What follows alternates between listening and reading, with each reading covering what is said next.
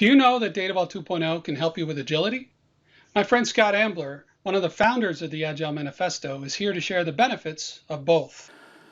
We should have clean data architecture, and one of the things I really love about Data Vault is all the great design ideas, the great architecture ideas, and there's other sources, of course, but there's a lot of great stuff there.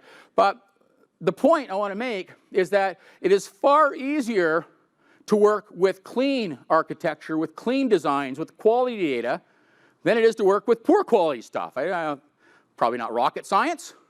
So this is why I am so intolerant of people who tolerate these not so perfect operational data sources.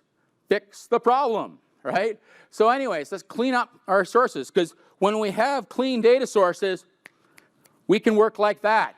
When we have questionable data, everything just grinds to a halt, right? We can't afford things grinding to a halt anymore. Thanks for watching. If you want to know more, don't forget to subscribe to our channel.